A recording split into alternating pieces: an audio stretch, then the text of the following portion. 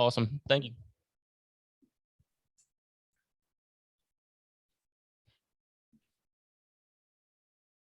Gonna wait one more minute.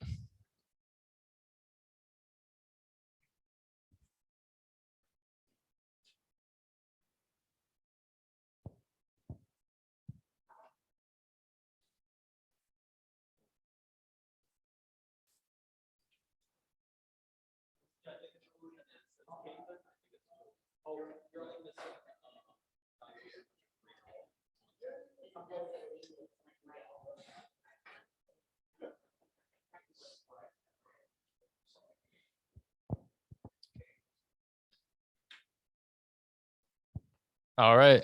Good evening, fellow Toastmasters and honorable guests, and welcome to our Queen City Toastmasters meeting on February 22nd, 2022, 22222. My name is Connor Waite. I'm our Sergeant of Arms, and I now call this meeting to order.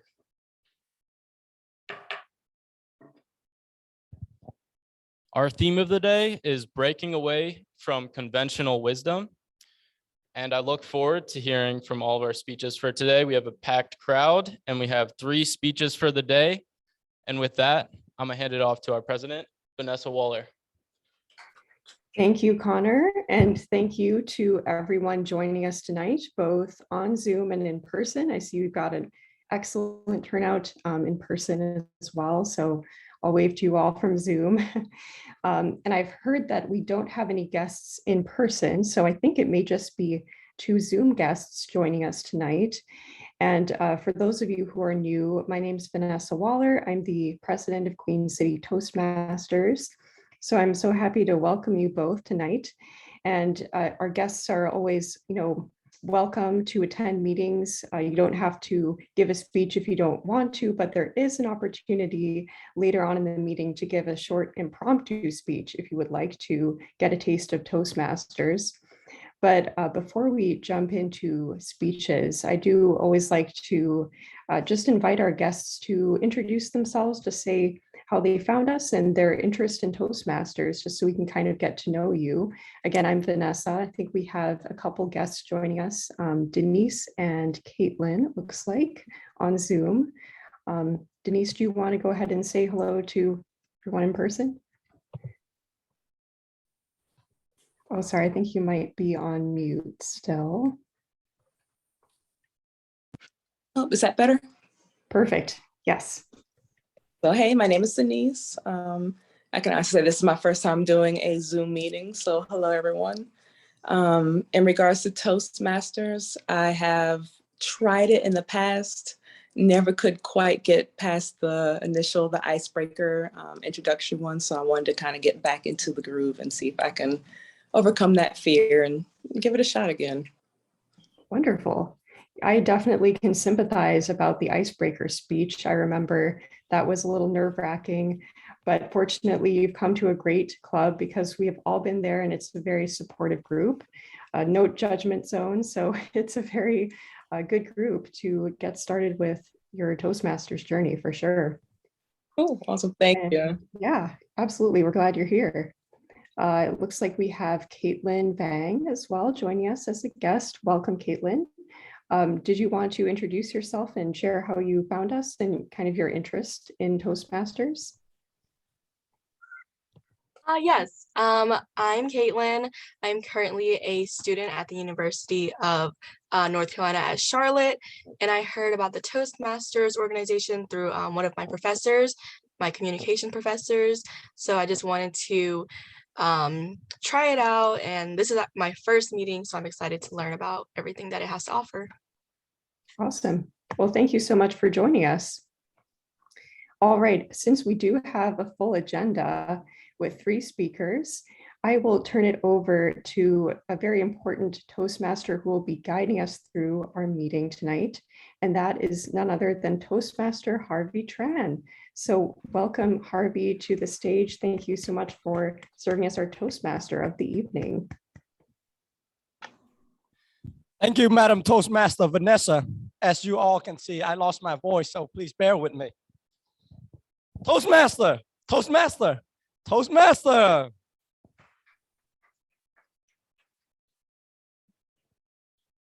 Now, before I proceed, I'd like to acknowledge my beautiful wife, Helen, also genius daughter, Hannah, who does not have to be here, but they always show up to support me. Thank you, Helen, and also Hannah. Also would like to share to you my disclaimer and also disclosure that throughout this meeting, everything that I share with you is not from me, it's from what I learned from all the big hitters, the mentors that I learned over the years. All the credit goes to them. I'm just the one who's learning from them. And then last but not least, I have very strong personality. And also sometimes, as much as I love you, I would use strong language. And it's not to offend you. I just cannot change my personality. If I do so, then I'm not giving you a true impression of who I am. Shifting gears, most people live a life of quiet desperation. As you can imagine, you can see in your workplace, people go to their 9-to-5 job every single day, sitting behind their corporate desk, counting the second, the time until it's over so they can get home. And then on the weekend, that's when the real fun begins. Now, you might wonder, what is that the case? Why is that the case? That's because most people don't love what they're doing. And also, they're stuck in a job that's low paying. Deep down inside, you all know that you can make far more money than this. I'm talking about hundreds of thousands. It's just spread change. I'm talking about tens of millions, hundreds of millions, billions. I met people who've done all of that. And they're just like all of us here because they break away from conventional wisdom. Conventional wisdom mold you all into the corporate world, which is started by the Industrial Revolution. Back then, all the university, they started to create all these different majors to fill the workforce that are fueled by the Industrial Revolution. But now we evolve. Nowadays, there are AI, there are IT. You can work remotely from home. It completely changed. So throughout the meeting tonight, I'll share with you tidbits on breaking away from conventional wisdom. So that way you can be all that you can be. And my voice is coming back. Now, as you all know, humor is the best form of medicine. So on that note, I'd like to recognize our joke master of the evening, none other than Jenny Reyes. Please give her a loud hand of applause. Thank you, fellow Toastmaster, Dr. Tran. I love this theme because it's really how I live my life. Even in my Instagram bio, I say taking the road less traveled since 1980, because since I was born, I've always done things in a really unconventional way. And when I started to think about this theme and that you were the Toastmaster and you're such a business mogul, I started to think about just applying unconventional wisdom in business, right? And how so many companies have, just it's innovation. It's where creativity and innovation defy logic. They haven't done things in the normal way. And so when I thought of that, I thought about, some major industry disruptors. Had they not followed a path of unconventional wisdom, they would have never disrupted the industries. And some examples of that are, the largest housing provider owns no homes. It's Airbnb. The largest taxi company owns no cars. It's Uber. And so thinking of that and just something, funny, a jealous woman does better research than the FBI, especially if she's a Latina. And that's back to you.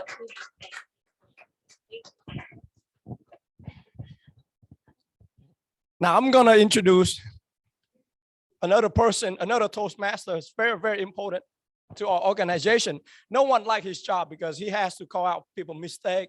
People don't like that, but it's one of the functions that's crucial because without realizing our mistake, without trying to look into what we fall short at, we cannot improve to take our speech to the next level. Please welcome Afia Gabriel.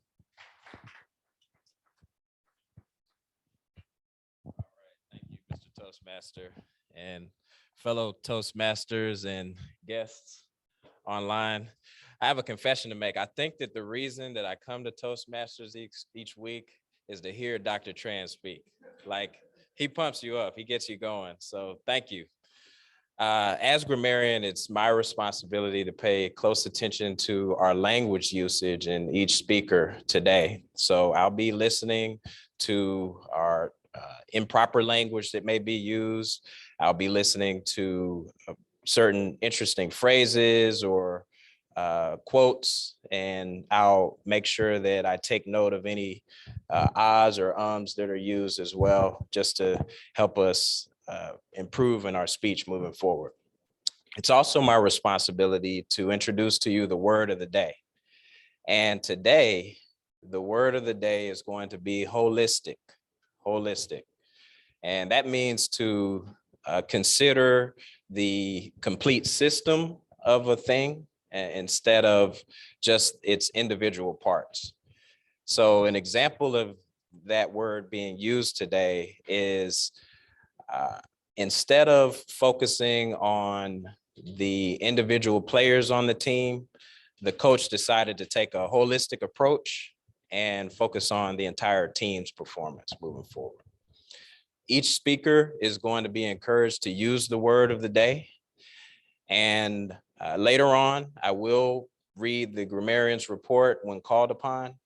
I'll be sure to go over the ahs and ums and also make a point to include those who use the word of the day.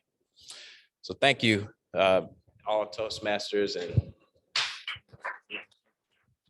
Thank you, Toastmaster Alpha.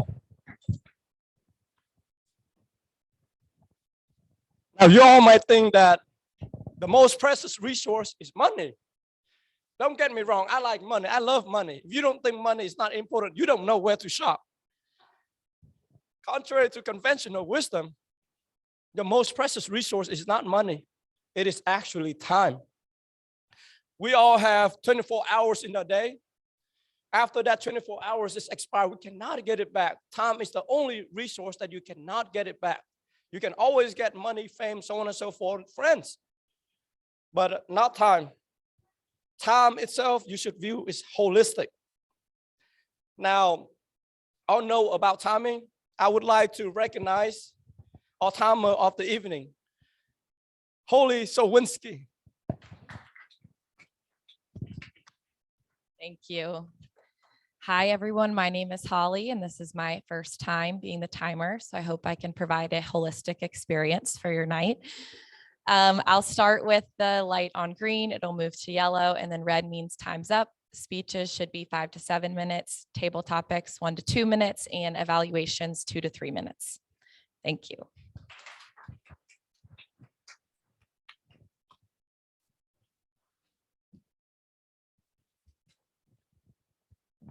Now, as you guys know, conventional wisdom tell you nowadays that everyone wins. Even in soccer field, with a little kid, we're teaching them, just go ahead, kick the ball, Johnny. Julian, just kick the ball. Just arm wrestle with Dr. Tran and you win. That's not the case. Contrary to conventional wisdom, you have winner and loser. It's just part of the game. Competition is actually, contrary to conventional wisdom, great. After all, our founding, our country is based on capitalism, which rests upon the backbone of competition, so long as it is fair and free for all. On note on competition, I'd like to introduce our ballot counter who will take count of all of the different votes and to give us our winner and loser.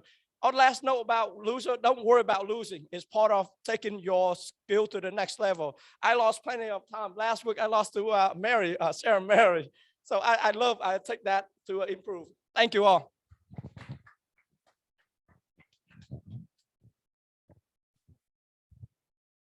Thank you, Dr. Harvey. Today will be the ballot counter. After each round of speeches, I'll be coming around and I'll be grabbing the ballots. And at the end, I will be recognizing the highest counted ballots. And also Sarah Mary would appreciate if you could provide feedback for her speech and any other speech as well. I will come around and collect feedback and provide to the speaker, evaluator, or table topics speaker. And with that, also for the people on Zoom, you can type in your vote into the club view. And after each round, I'll go ahead and collect those ballots on the chat as well. And with that, the people who are in person, if you could go ahead and tear apart those cards right now so that we don't interrupt anyone during their speeches, that would be fantastic. And now I'm going to hand it back to Dr. Harvey Tran. Thank you, Toastmaster Connor. So let's get to the fun part. All of that introduction, all of that recognition is just part of the cake. Now we're getting to the sweet stuff, the stuff that you guys are here for. That is the speech. Oftentimes, conventional wisdom tells you to take on many tasks, do many things at once. Johnny, seize the opportunity. Helen, take full advantage of this opportunity to come here. But oftentimes, if you think about it, as you are breaking away from conventional wisdom, you will realize that the more tasks you take on, the less efficacious you will be, because you only have limited amount of time in each day. You only have certain amount of energy. By doing so many things at the same time, you reduce your efficacy, your effectiveness. So in breaking away from conventional wisdom, you should focus on the few, not the many. Just focus on doing one or at most two things and expand it, scale it up to unimaginable proportion. On that note, I'd like to introduce you a speaker that needs no introduction. As a recent retiree from North Carolina, he is as good as it gets as a physician, as a surgeon. Now, after retirement, he's embarking on the next phase of his life, seeking new challenges, the more exciting phase of his life, which I believe. So I'd like to welcome you guys, Dr. Laxer. Now, Doc, before I give the doc the mic, I'd like to note that he's a phenomenal speaker. I really enjoy his speech, and I look forward to learning from him. Thank you, Dr. Tran. I feel like I should just sit down right now and just get. Good evening, fellow Toastmasters and guests. Raise your hand if you multitask. Yes, well, multitasking or working on several things at the same time is very common today. And part of it is because we live in a world where we seem to be caught in a tug of war between personal face-to-face interactions, working online, checking email and text messaging, and trying to keep up with social messaging. Well, multitasking would be great if it really worked. For example, if each task that we did when we multitasked turned out as well as doing each of those tasks individually, then there would never be a problem. But what happens when multitasking goes wrong? For example, have you ever been in a situation where you were text messaging with multiple people at the same time and you sent the wrong text to the wrong person? Or how about if you were in the middle of doing multiple things at the same time and you got involved in a conversation and what you said wasn't exactly what you planned to say? For the next few minutes, I'm going to give you several examples of multitasking gone wrong. I'm going to explain why that tends to happen to people, and then I'm going to give you several suggestions of how to avoid it. Here's my first story. In my office, I would usually see a patient in the patient room, come back and go to my computer and enter data in their chart, or read about the next patient before I went into their room. In between doing that, I would often take advantage of a moment or two to look at my message and phone call list and take care of any pressing patient issues that I could tell my staff, give my staff instructions for. At the same time, every now and again, my nurse would come up to me and ask me a question. My scheduler would come down the hallway and grab me and show me my schedule and ask me about that. I'd get a text message from somebody at the hospital or the emergency room. I'd get a phone call from another doctor, or I'd get a call from one of my partners. And so basically, behind the scenes, my morning would usually look something like this.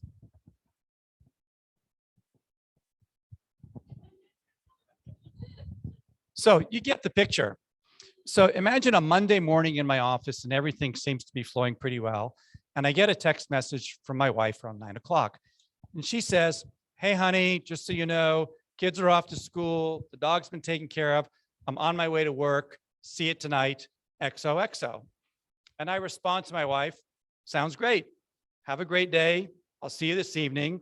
XOXO." But while I'm texting my wife, I get an alert on my phone and I have another text. And it's from Tony, the implant rep. In orthopedics, we often put implants in patients, and reps come to the operating room with us because we need them there for them to explain elements of their product to us. So Tony, the implant rep, sent me a message. Hey, Dr. Laxer, sorry to bother you. Just want to let you know I'm with you in surgery this Wednesday and everything's taken care of. If you need anything, let me know. And I answer Tony and I say, well, that sounds great, Tony. Thank you. I will see you on Wednesday. But while I'm answering Tony, my wife sends me another text and I look and she says, hey, I got to go to Harris Teeter this evening. So if you have time when you get home, just start dinner and I'll see you tonight and love you. Well, I'm kind of getting behind now, but I want to close the loop. And so I tell my wife, sounds great, do Harris Teeter. I can take care of starting dinner. See you tonight. Love you. But there's another text message now from Tony, and I'm paying attention to, I've got patients and I'm starting to fall behind. And Tony says, hey, Dr. Laxer, sorry to bother you again, but just want to remind you, we've got a meeting on Thursday. And, if you need anything, just let me know. And so I say, okay, Tony, perfect. I'll see you on Thursday. I'll see you on Wednesday. Thanks for all your help this week. Got to go. Love you. On an otherwise perfectly normal Monday morning, I told Tony, the implant rep, that I loved him. I'll tell you another story. So a Sadie Hawkins dance is where the women ask the men either to go to the dance with them or at the dance to dance with them. And when my kids were in high school a couple of years ago, they were planning a Sadie Hawkins dance around the time that my family were going out of town for the weekend. And my wife and I, we were trying to make plans. And when we were leaving the house that morning, we agreed, well, whoever has a minute, just, call the school and let us know when the Sadie Hawkins dance is going to be scheduled for. So about halfway through my morning, my wife messages me. She says, hey, I got a minute. I'm going to run to my office. I'm going to message. I'm going to call the school and see when the dance is. So she gets on the phone and she gets transferred to Mr. Hark. And here's how the conversation went. Hey, Mr. Hark, Dean of Student Affairs, can I help you? And I want you to pay attention to how my wife asked the question. Hey, Mr. Hark, this is Judy Laxer. I was wondering if you happen to have a date yet for the Sadie Hawkins dance. So it kind of sounded like she was asking Mr. Hark. So anyhow, there was a weird silence, but eventually they figured it out. So why is multitasking so difficult? There are really three reasons. Number one, studies show that if you're multitasking, your stress hormones increase. And when your stress hormones increase, your thinking gets a little cloudy. The other problem is when you're trying to do several things at the same time, your parts of your brain kind of shut down. And those are parts of your brain that are involved in like short-term memory and processing and things like that. And the third thing is multitasking takes you out of what's called a flow state, which is a very important form of being able to behave when you're trying to accomplish things. So it makes you less effective. So what are some things you can do? The number one thing, especially at work, is create a schedule and stick to your schedule. Work for about 45 minutes or whatever works for you, and turn off your messages and turn off your alerts and focus on what you're doing. The second thing is build time into your schedule to check your email, your text messaging, and your social media, and that's when you should do it.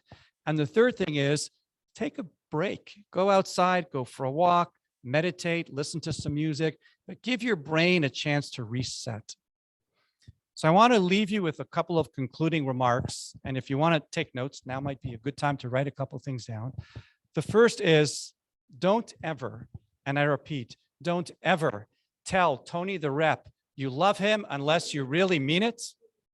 The second is don't ever, and I mean this, don't ever ask Mr. Hark to the Sadie Hawkins dance if that's not what you meant to do. And the third thing is leave the multitasking to Google. Just focus on doing one thing at a time in your life. Thank you, Mr. Toastmaster.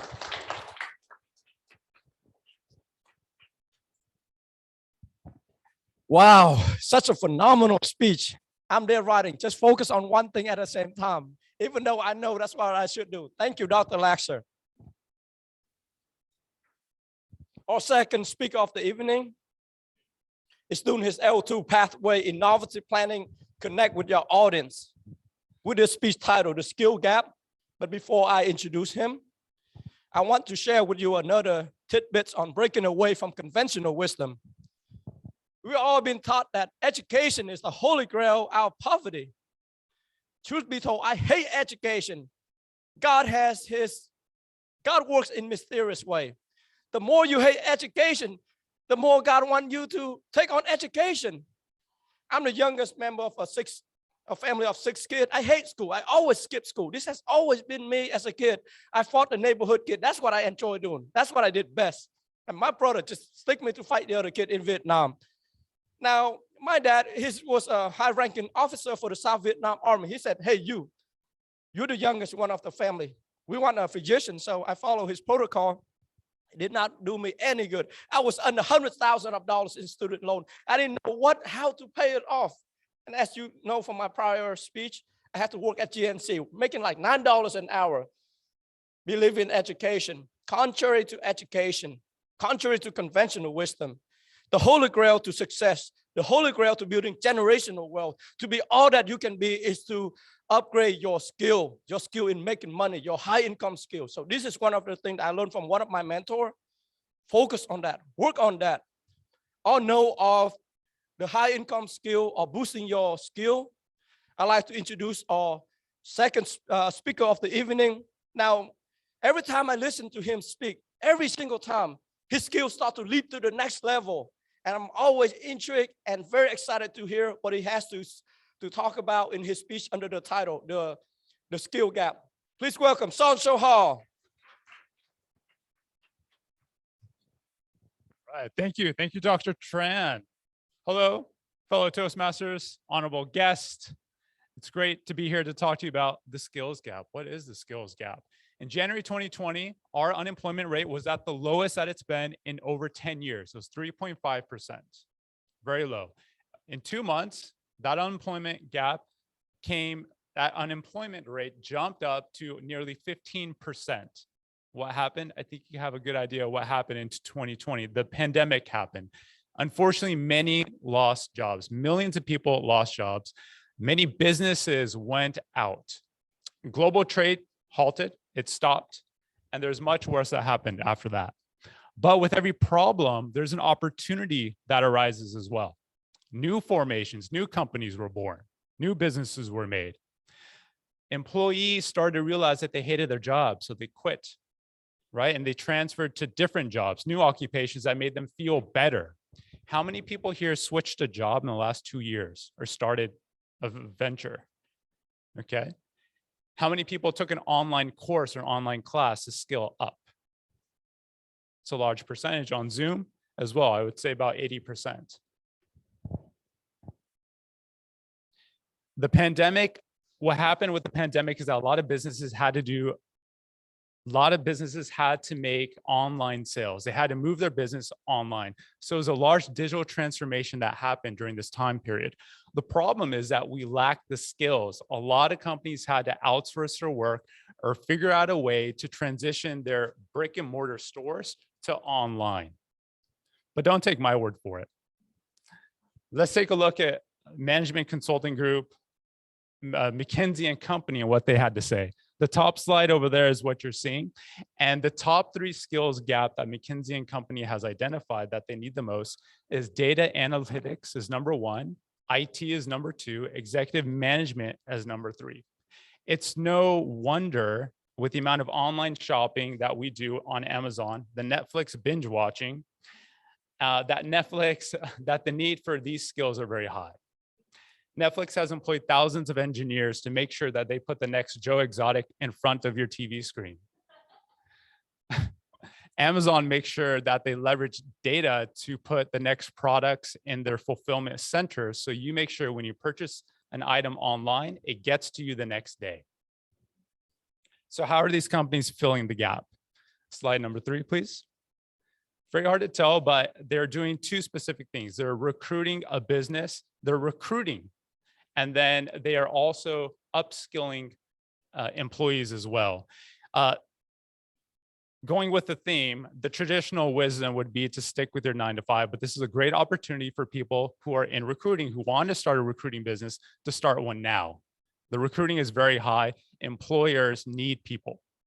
Number 2, opportunity. If you know a skill and if you want to teach that skill, it's a great time to create an online course. I gave another speech at another club regarding the demand of online skills, and it's only going to increase up until 2030. And even beyond that, it'll increase more. So there's plenty of demand here if you want to start your own business and create an online course. But there is another alternative that companies are choosing to close the gap between these two types of skills, the data analytics and IT. Next slide, please. And that is low code and no code tools. What is low code and no code? Has anybody here built a website using Wix? Yes, I see a few hands. So what Wix is, it's a basic web builder. It allows you to drag and drop a web form and build your website. It's very basic, doesn't have a database underneath it all, and allows you to quickly publish that website to the web. A low code, no code tool is something similar to that, but it's very advanced. It allows the common business folk to use this tool to build an application. So not just a static website, but a full-on database underneath it and all the APIs and the connectors as you need. So you may want to connect it to, let's say, Oracle SQL Server or any other application that your business needs. That's what these tools do. And what they're doing is that they're slowly reducing that skills gap, and they're skilling up employees. So you don't need to hire a developer. You don't need to hire a data analyst. They're very expensive. The benefits of these are incredible. First, I talk about low cost. When you're building an application, you have a suite of a systems or a solution, you need developers, you need quality assurance, you need DevOps as well to promote those systems from a QA environment, staging, to all the way to production environment. It's very costly.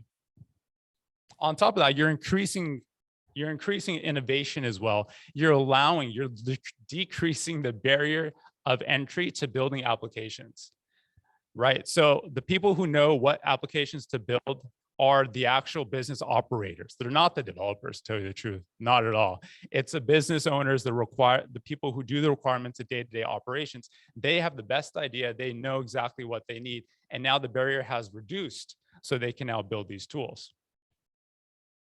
So who are the players in this space? Next slide, please. The leaders of this space, according to,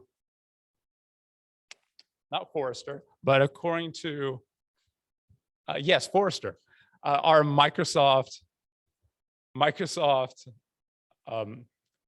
OutSystems, Mendex, and ServiceNow. Just out of curiosity, how many people have heard of ServiceNow?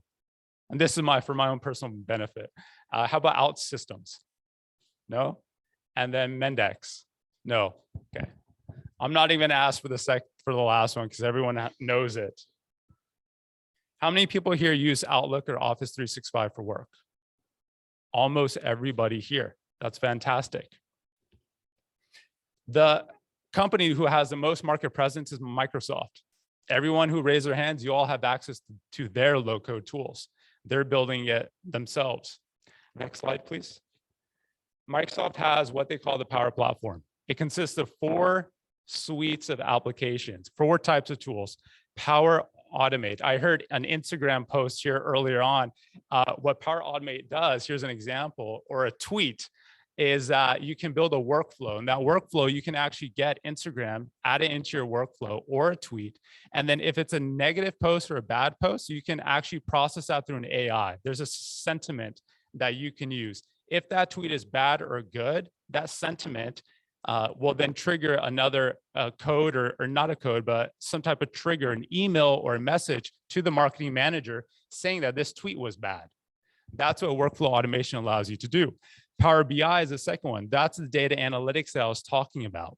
So Power BI, you can drag and drop reports. Pick your data source that you want to use to build your reports, and Power BI has those features to do so. The next is Powerapps. Powerapps is your Wix that I was referring to earlier. It allows you to go ahead and build applications. And then we have the virtual agents. These are chatbots. Go ahead and build a chatbot either for the consumer facing, for people who are going onto your website, or it could be within an organization. It could be for a functional group, let's say for HR, where a lot of people ask questions. So HR can use this tool to build their own chatbots. Can you move on to the next slide? So how do you start? The last slide. So how do you start this? Well, you can go to bloomautomate.com. I'm the founder of Bloom Automate. And what I do is I train people on using these tools. I have 15 years of working with the Microsoft suite, working with their tools as a developer and engineer, working with business owners and functional groups and building applications. What I've learned over time is not the technical. It's not about the technical. It's about asking the right questions. It's about anticipating business change and being able to make sure that the solution you build will absorb change as your organization grows. That's what it's about. Bloom Automate provides resources, training materials. I'm creating online courses as well. Part of this, I'm a Microsoft certified trainer, so I have access to all the educational resources that one would need to get to learn the Power Platform. So if you have any more questions, you can contact me at sean@bloomautomate.com. Thank you.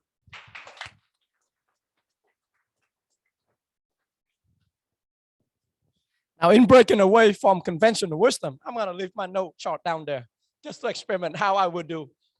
I appreciate the speech from our stellar Toastmaster, Sean. He's absolutely correct. For example, in one of my business, I can work online, and I did not learn any of that skill in school, but I developed that. I took, based on his that poll that he just asked us, I picked up different high income skill that can help me to work offline. So let's say if I decided to go to Vietnam for the whole year, I can leverage on that business and live very comfortably with my wife or any other country. So I want you guys to break away from conventional wisdom, start a side hustle, pick up different skill set. Now, I don't have all the skill. There's a huge skill gap in my repertoire, but I know how to pick the guy or the gal who have those skills like Sean. Moving to our third speaker of the evening. Now, let me ask you guys this. When you heard about fruit and vegetable, to me, it's a very boring topic, or to most people. There's no one who can get the audience, get us all excited about eating fruit and vegetable. Then our third speaker of the evening. Last week when I heard about her speech, I went home and I asked Helen to buy the broccoli and the stuff. And ultimately, I did not eat it. But that's the power of her speech. So as you are breaking away from conventional wisdom, if you still like your filet mignon like me, that's okay. Make sure you add some fruit and vegetable to your diet, because research by the American Heart Association show that by eating more fruit and vegetable, you live longer, your blood pressure level reduce, your cholesterol level reduce, your triglyceride reduce, and so many other benefits. Now, I cannot give you guys all the great benefit. I cannot do as a fraction of the great speech as Sarah. Please welcome Sarah Mary Toshe, right?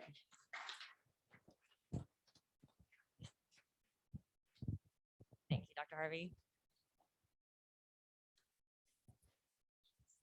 So I was raised thinking that food only did one of two things.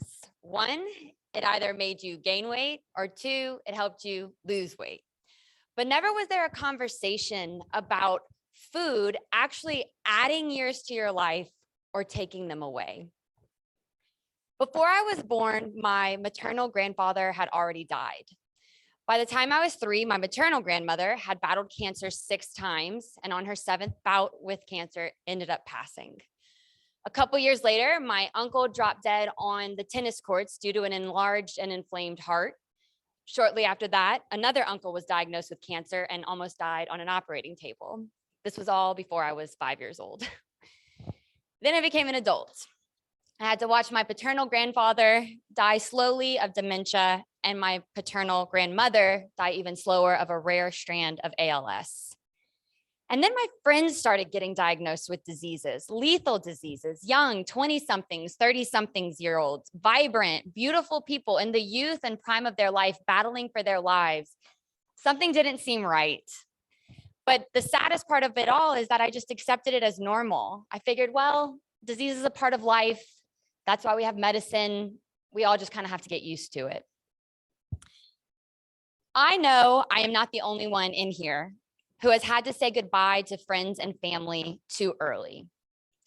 I know that everyone in here can think of someone that has passed, or maybe you're watching someone suffer through an illness right now, Or maybe you're in fear of losing someone in the future to something that runs in your family. It wasn't until a little over 10 years ago that I was finally fed up. My aunt was diagnosed with cancer, and her twin daughters and I decided that we had to figure a solution out. We had to find an answer that would help us figure out a way to stop disease before it happened and not just deal with it after it had already occurred. We were determined to stop this cycle of sickness, not only for our families, but for everyone we knew and everyone they knew. There had to be something out there, we thought. So we started researching. And then we researched some more. And then we did a little more research until we finally found an answer. And it was so simple. We found a way that my aunt could complement her cancer treatment so her body could be stronger to fight the disease, and a way that we could prevent this from ever happening again. The answer to preventing and virtually eradicating every disease lies in plant food. You just have to eat more plants. I know you don't believe me, so I'm gonna let the research speak for itself. PubMed, a plant-based diet is associated with favorable kidney outcomes. American Journal of Clinical Nutrition, eating plants is associated with lower cancer rates, lower cognitive decline. The British Medical Journal, plant-based diets prevents type 2 diabetes. European Journal of Nutrition, plant-based can slow aging. European Journal of Clinical Nutrition, plant-based diets help workers be more productive and happier. And my favorite, the Public Library of Science, add 13 years to your life by eating more plants. My friends, this is good news. This is simple news. This is healthy, happy news. Hope rained down for me and my cousins when we found this out. We found that people who are eating up to 80% of their diet in plants are almost eradicating every single disease. So we immersed ourselves in a science called nutrigenomics. What nutrigenomics are is simply a study of how the food that we eat actually changes the very DNA in our body. We found two things. The first, it was possible to stop genetic disease. When we eat more plants, we can actually turn on good genes and turn off bad ones, which means that whatever had been going through my family, I didn't have to get it, and I didn't have to give it to future generations. We could literally stop a cycle of disease simply by eating more plants. The next thing that we discovered is that we could literally live longer. So at the end of every DNA strand is something called a telomere. The length of a telomere is what tells you how long you're going to live. The shorter it gets, the less time you have. You can shorten your telomeres by your lifestyle, disease, what we eat, etc., but you can also regenerate them. My friends, you can add years to your life by simply eating plants because you can regenerate the length of a telomere. So simple. We were pumped. So we taught my aunt everything that we learned, and all four of us decided we were going to go 100% plant-based. Alongside her treatment, and now armed with this new diet, she beat cancer, and she's been in remission for 10 years. Yes. You can rewrite your health story too. You don't have to change your entire life, like Dr. Harvey said, but you don't have to wait until tomorrow to be a perfect herbivore. You can just make little baby steps every day. Maybe instead of just buying the broccoli, you eat it too. Maybe you try incorporating a smoothie into your daily routine. Move away from vitamins and into plant concentrates, which are dehydrated, encapsulated fruits and vegetables. Try meatless Monday. Start with some oatmeal. Go into a chickpea salad, in with a bean burrito. Join groups of like-minded friends so you don't feel so lonely and so you don't feel so crazy. But your fork literally has the power to prevent or cause disease.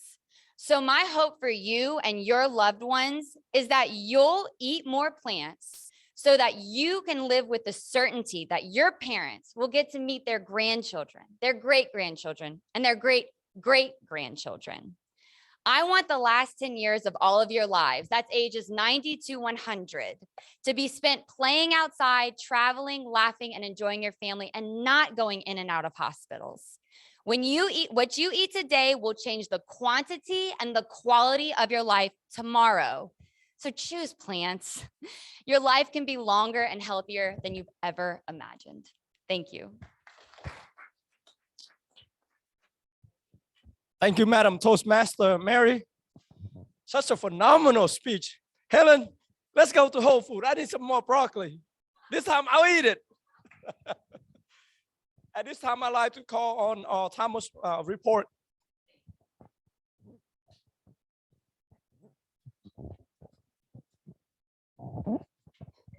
Thank you. Okay, I had Eric at 7 minutes, 11 seconds, Sean at 9 minutes, 14 seconds, and Sarah Mary at 6 minutes, 57 seconds.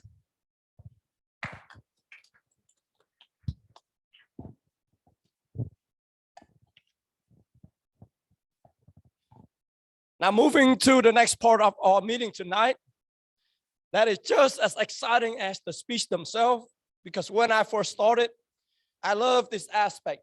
That is the table topic where you get to do your impromptu speech. And that impromptu speech will help you in a lot of social situations, the corporate world, the university, and many other environments. For our table topic master of the evening, please give a warm hand of applause to Julian Eford.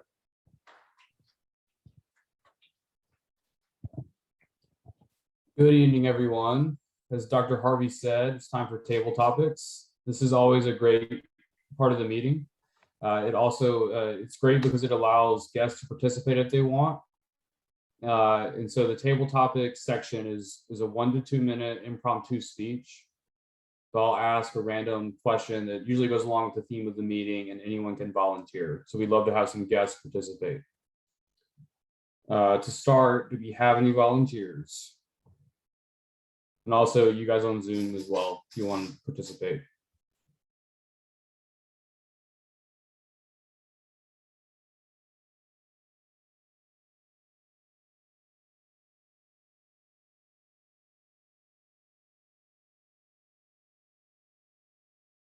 Is there any in person?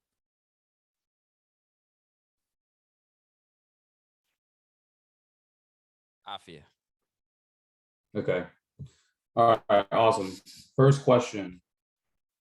So what is something that you were told as a child that you later learned was not true? Or what is something you did as a child that you realized that you probably shouldn't do once you grew up and learned that that was not something you should do?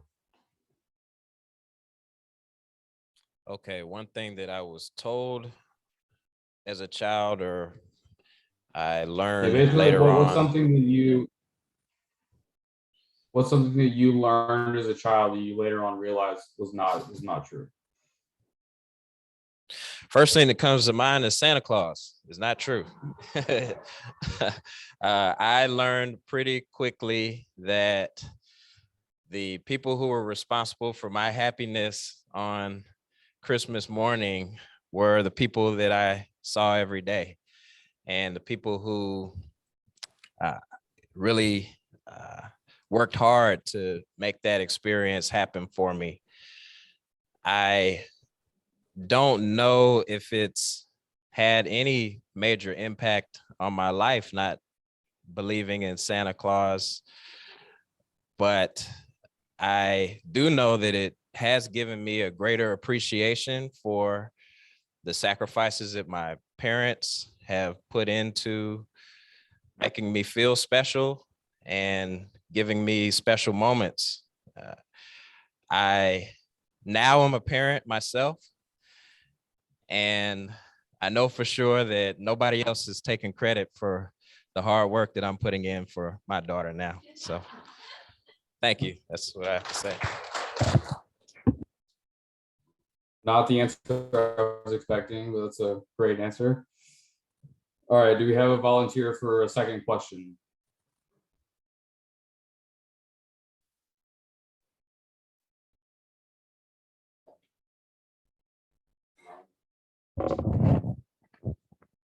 Toastmaster Julian, we have Helen Tran, my wife. She's going to be our second speaker for the table topic. Back to you, sir.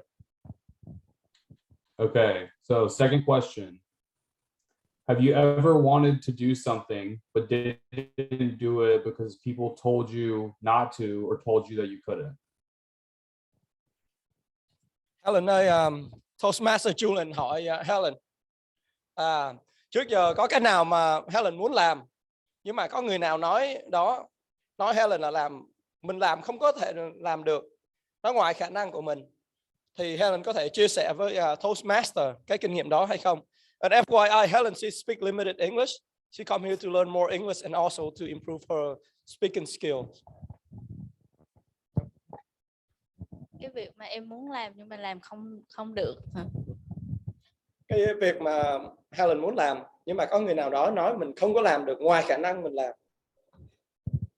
Thì em có nhiều việc mà em rất là muốn làm nhưng mà thường thì gia đình một việc hả? Như cái việc mà em muốn làm đó là cũng không biết nữa. Như cái vụ mà làm cái túi.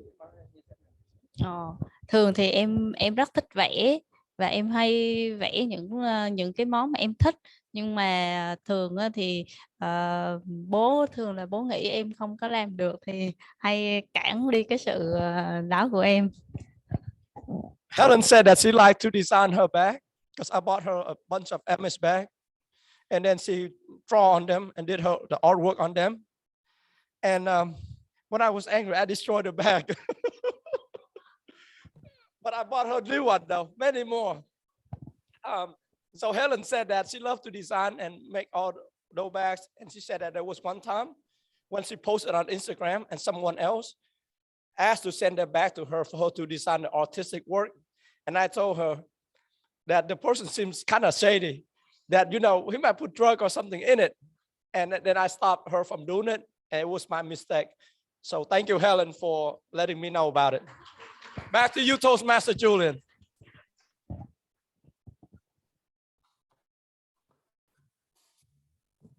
All right, how much time do we have? Do we do one more or two more?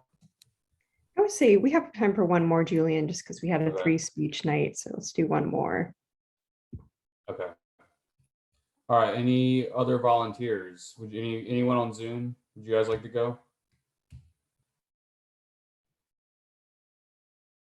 By the way, guests are welcome to participate if you would like to. It looks like we have a hand up from Andrea. All right, Andrea, would you Andrea, like to do a last table question. talk? Yes, I would. All right. Last question. Why do you think that some people are able to defy the odds and achieve amazing things, like pro athletes or business people or doctors, anything like that? Why do you think they're able to do that? There are a few reasons why I feel that some people defy the odds, but what I really feel like the people that really defy the odds are those who take the time to seek a bigger purpose. A lot of times we do things like Dr. Tran has mentioned before, we do things to make our family proud. So we become these doctors and lawyers and we pursue things that are safe. And in my life, I was told to stop being a dreamer. Stop dreaming. Just do something that you're going to get a paycheck every 2 weeks. So I became an accountant. And I didn't go to law school because I had 2 kids and it was unreasonable for me to stop raising my children and pursue the dream of going to law school. So I didn't go to law school until I was well in my 40s. And because of that, it was hard for me. So that brings me to the next reason why I feel that others have to have something greater than themselves to pursue it. Because when it got hard, I said, I can go back to doing accounting. I don't have to do this. So when you have nothing else left but that dream and that thing that you're trying to do, and that's all you get. Like we were talking about earlier, Eric was talking about earlier, where he said we do multiplicity of things and we don't focus on one thing. And you're focused on that one thing, you're laser focused, you can achieve what you're trying to achieve. Those are the people who become what they want to be. Those are the people who continue to pursue their dreams. When they see something bigger than themselves and they have nothing else, they have no choice but to say, I quit living life okay. Great answer. I agree with you. Alrighty, so that wraps up table topics for the evening. Can we get a timers report? Yes, Afia was at 1 minute 9 seconds, Helen at 1 minute 33 seconds, and Andrea at 1 minute 57 seconds. Great, thank you. Back to you, Toastmasters.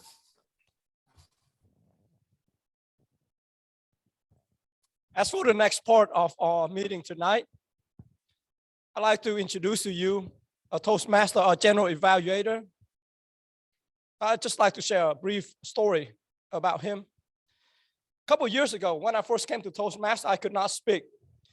When I go up here, my hand would go like this. I was shaking. I could not even open my mouth. At the end of the talk, I spoke to him. He seemed like he knows what he's doing. He gave me all the little advice about moving in the triangle, engaging the audience, and just the way he pronunciate the words he expressed and how he captured audience really captivate me and helped to take my skill to the next level. I'd like to say thank you, John Capello, and I'd like you all from online and also right here to give him a big hand of applause.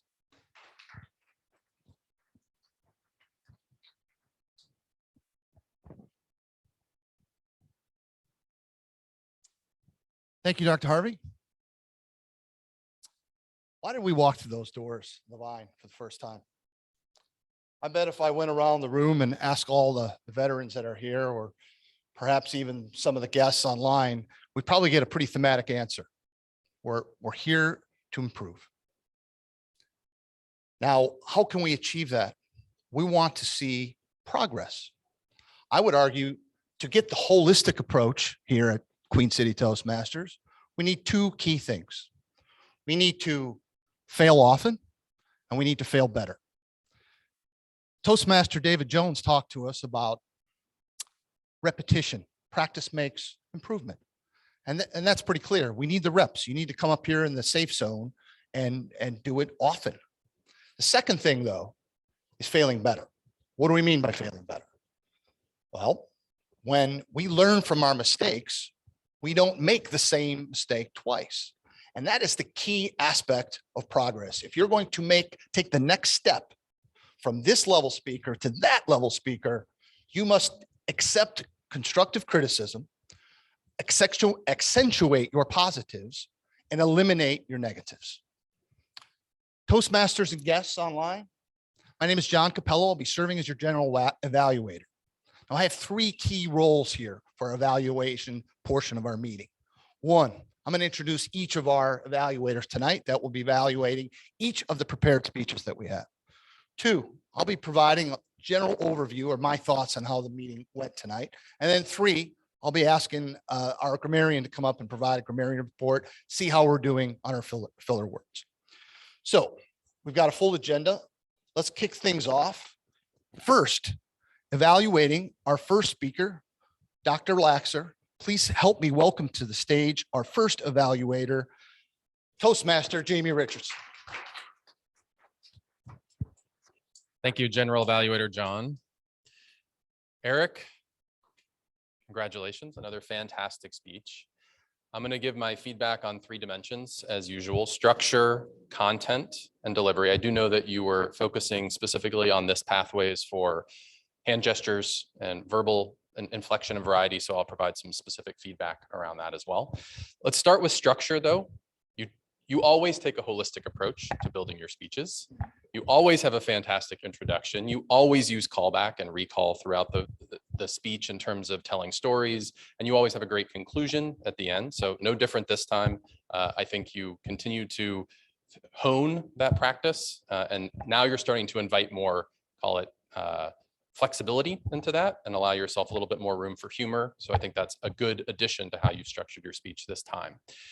Content, I love the playful banter in terms of telling the story and the examples and the back and forth between yourself and the other person on the other end of that text chain. You also used good humor throughout. I thought it was a very funny speech. That's the best way to get people engaged and interacting and enjoying the content. But you also coupled that with good data, right? So it's, why is this multitasking a problematic habit to fall into, and how can it make you less effective? So I thought a good combination of both data and humor, which I think makes any speech better. Let's talk about delivery. These are the things that you were wanting to work on in this particular speech.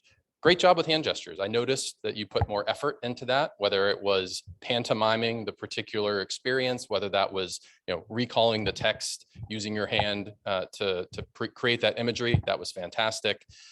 Let's talk about the vocal piece though.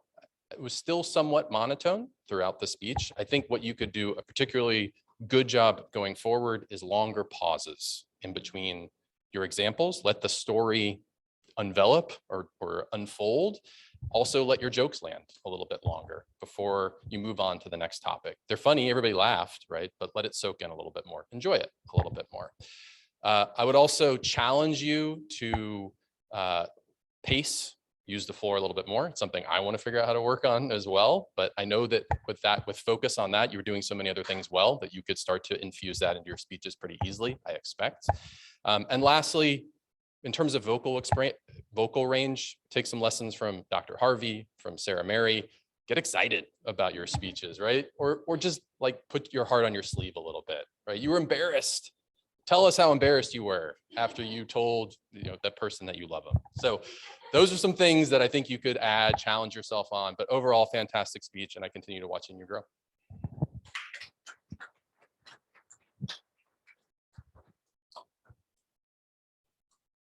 Thank you, Toastmaster Jamie. I thought you brought up some really good points. And I think that I really like in any evaluation, really breaking it down into those three components, addressing the structure, which I thought Eric did a great job of, and really going through each component, the delivery, the content, and great recommendations. And I think if Dr. Eric puts a little more animation into it, that he's going to be even more successful than he already is.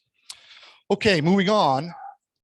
Now we're going to move on to our second evaluator, evaluating Sean's speech tonight. Please help me welcome our immediate past president and fellow Toastmaster, David Jones.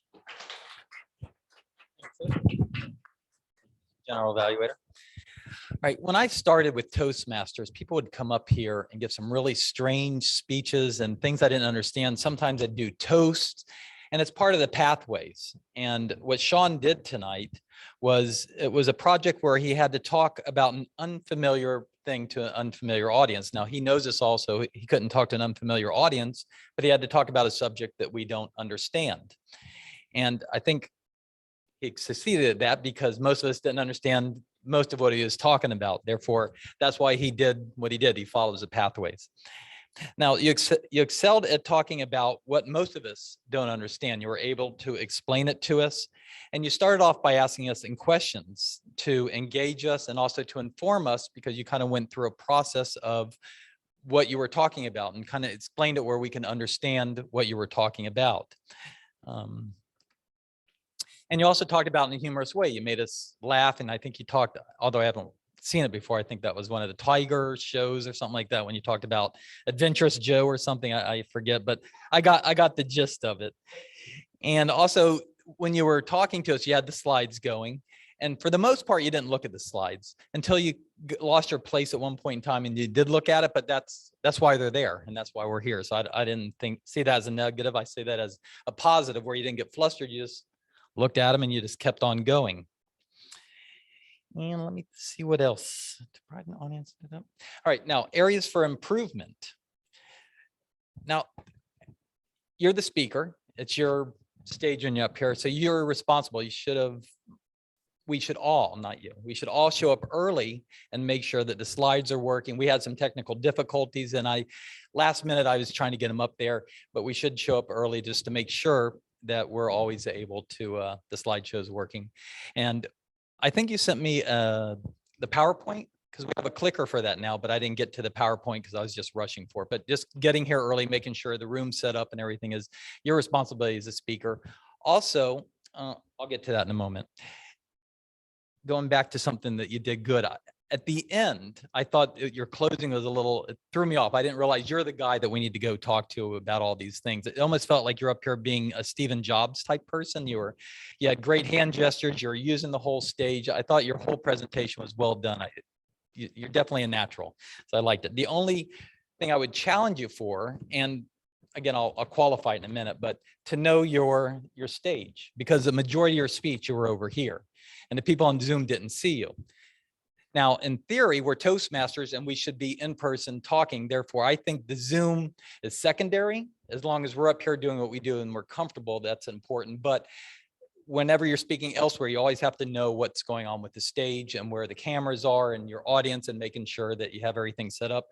But overall, I think you did an excellent job, and just each week you do better and better, and I appreciate the job you did. So, back to you, Mr. General Evaluator. Thank you, Toastmaster David. Also, some great takeaways. Remember, all this evaluation is meant to be constructive so that the next time you come up here, you kill it, right? You had a lot of content to tackle. I know I personally didn't know much about the content, and hey, nice plug for the business right there at the end. That was good. Okay, now, please, we're going to move on to our next evaluator. Please help me welcome to the stage, evaluating Sarah Mary's great speech on plants. Please put your hands together for Toastmaster Madeline Green.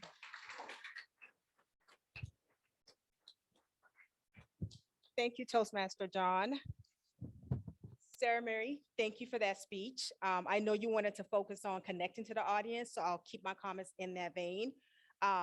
Before we jump into the speech, I felt like last week, the constructive criticism you got was that we didn't know the why, about why you were so passionate about plants. So I think having this speech follow-up to give us your reason why was a great way to start that. And I think you did a really great job connecting with the audience. You started off really great, talking about personal connections with your family, with some friends who had been ill. It immediately drew us into your why, right? And you kept going with other examples, right? You made it personal for the audience when you asked them or mentioned the fact that we all know someone maybe who has gone too early.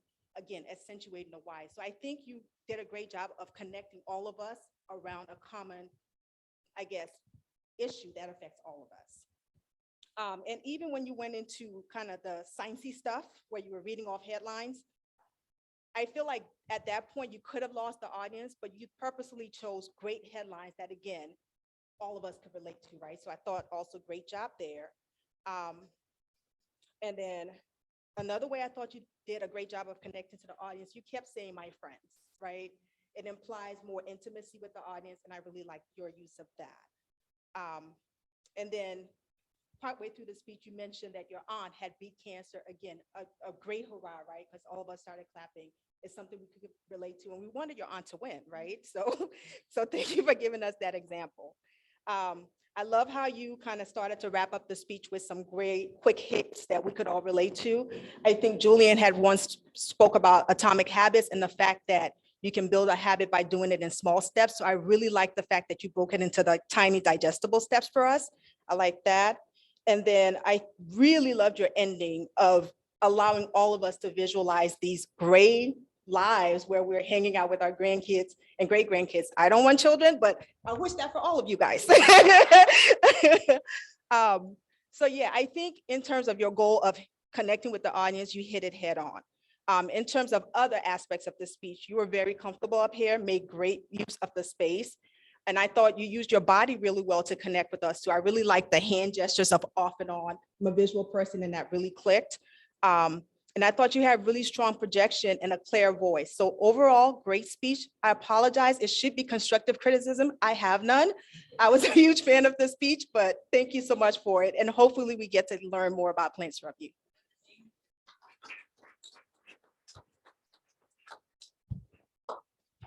Thank you, Toastmaster Madeline, I thought, I concur. I think you hit on some very key points. I know I had spoken with Sarah Mary prior to and really connecting with the audience, something I'm very passionate about. And I can tell you, I was feeling your pain and your family's pain when you kicked it off. And it was much different than the approach you took. When you first did that speech, I felt like you were really focused on the technical aspects and you got all the headline grabbing information. So it supported your cause. And I think it really helped improve your speech overall. Madeline did a great job pointing out those things. I think at this time, I'd like to call up a timers report, see how our evaluators did. Thank you, John. All right, we had Jamie at 2 minutes and 48 seconds with his evaluation, David slightly over 3 minutes, 9 seconds, and Madeline at 2 minutes, 42 seconds. Thank you. Thank you, Toastmaster Holly. Okay, well, before I bring up Afa, I am going to go ahead and provide some general views. I know we're running a little bit late here. We had a packed schedule today. Few things. First of all, I always like to give a kudos to David and Connor. We do not want to take this for granted. The work you guys do to help make this a successful hybrid meeting should not go unnoticed. Any meeting, as far as I'm concerned, it is an important aspect of what we do. I don't know what they do at other Toastmasters, but you guys do a great job. So thank you for that. We filled all the roles tonight. Coming in, the meetings go so much smoother when those roles are filled. So thank you, everyone, for being aggressive and doing so. First, Dr. Harvey. Well, you're anything but conventional. Let's just say that. But that is your strength, sir. That is your strength. And your projection and your passion is, let's face it, you come through those doors after a day's worth of work and you need something to really kind of flip the switch and capture your attention, and you do that and you moderate very well. Here's what I've noticed particularly about your transitions is that as you're making those introductions, you are taking more time to really set things up. Whereas like I feel like before, maybe you were a little choppier, you still had the passion, but now I find that you're getting better at your transitions, and that's coming from the repetitions, and hopefully you'll fail better. No, as far as I'm concerned, you did a great job. You always keep people's attention. So love including your family members. You're always tying things back to prior meetings that we've discussed and themes. So thanks again. Kudos for you. Afia, I thought, listen, Jenny, let me first speak. Jenny, thank you. Very comfortable up here, you know, keeping us like, it sets the tone when someone comes up here and is just very comfortable and says something humorous and keeps us engaged. Generally speaking, before I continue with the supporting roles, let me just say something about supporting roles in general. I feel that supporting roles we can, as Toastmasters, this stuff becomes rote to us. We know the routine and the structure of Toastmaster meetings in general. But when you're coming up here as a supporting role, it's very crucial so that when our guests walk through that door, that they understand what the structure of the meeting is. I know when I first walked in here, it's kind of like, what's going on here? What is this structure? And that is what you as a supporting and some of those supporting roles can do. So just keep that in mind always. Afia, I thought you did a great job of that. Very clear message. You did some nice transition work with Dr. Harvey. I see a Toastmaster role in your future. Holly, kudos for stepping up, right? There's a first for everything. And, you know, you got to take that first step, right? So keep at it. And, you know, if you have to do supporting roles, keep doing it. What else did I want to cover? Julian, I thought kept in theme with the table topics. Talked about being unconventional. So in keeping with the theme, liked your questions. Dr. Harvey, thanks as always for getting your wife involved. It adds a different mix to the flow of the meeting. It's different.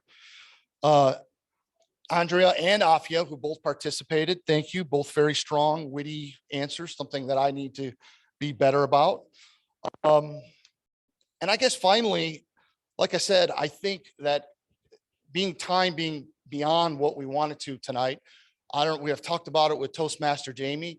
Maybe we talk about particularly when you have a packed schedule, we have the luxury now with having extra members, and sometimes it's going to go over the time. Do we explicitly say we're going to have, 45 minutes or, hour and 15 instead of an hour? I don't know, just something to consider. So at this point in time, that's it from me.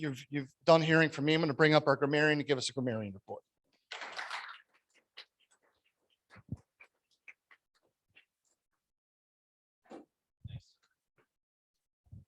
All right, thank you. So I actually have another confession or correction to make. I think the reason that I come to these Toastmasters meetings are to hear everyone speak. Today was wonderful. I mean, we literally learned how to add 10 years to our life just by coming today. So if that's not worth a membership fee and a few hours a week, I don't know what is. But this was an excellent meeting. I think that everyone has obviously worked really hard on their grammar.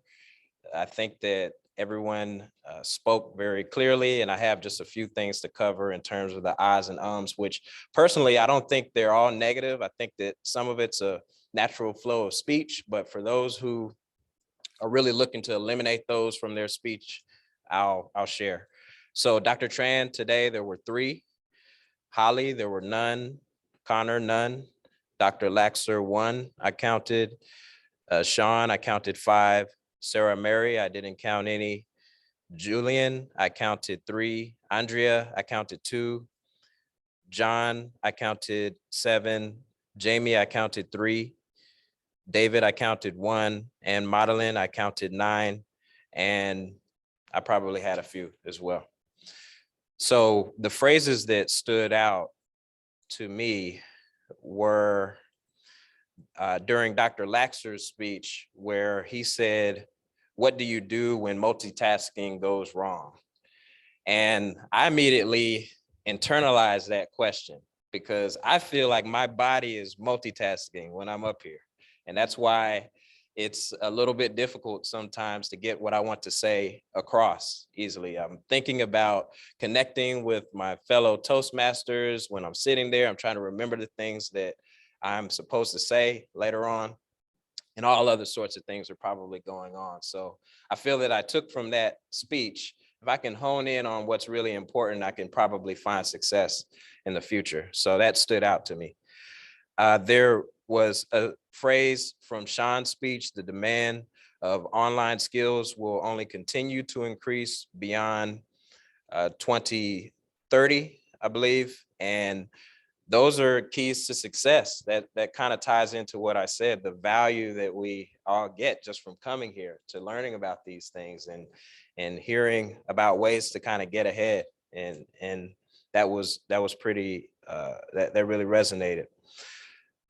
And you also brought up that it's really about building a system that's able to absorb change. And I think that when talking about your work, and I think that conventional wisdom says build something that works for the now or that is perfect for today's environment, but you thinking about a structure or a system that is adaptable and that can change with the changing times is something that is going to change things in a positive way. Sarah Mary, you said a few phrases that really stood out. Never was there a conversation about food and longevity, basically. Just like you said, normally we think about it as a way to either gain or lose weight, but it has the food that we eat and the food choices that we take have major implications beyond that.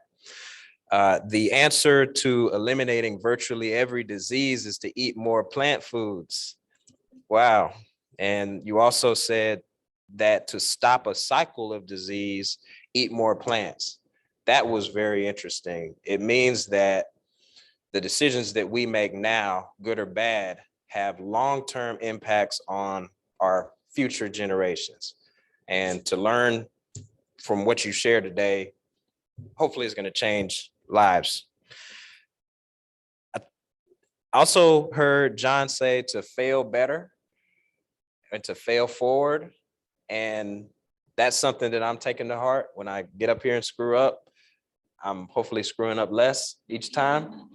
And I'm learning from those situations. So that's the Grammarian's Report. And I think we had a great meeting, and thank you again. Thank you, sir. Very thorough. At this point in time, I'm going to turn it back to our Toastmaster, Dr. Harvey.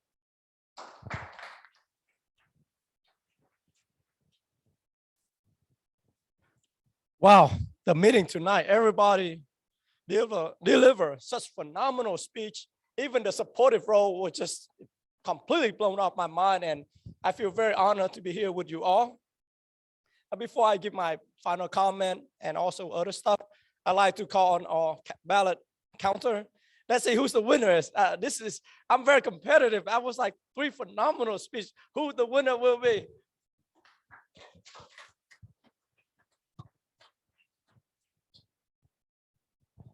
Thank you, Dr. Harvey.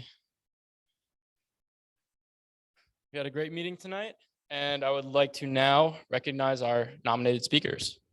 For our best evaluator, the award goes to Jamie.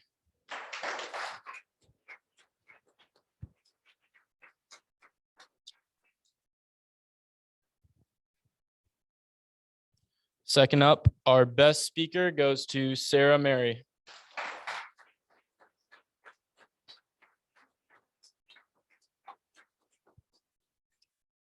And last but not least, our best table topics goes to Afia.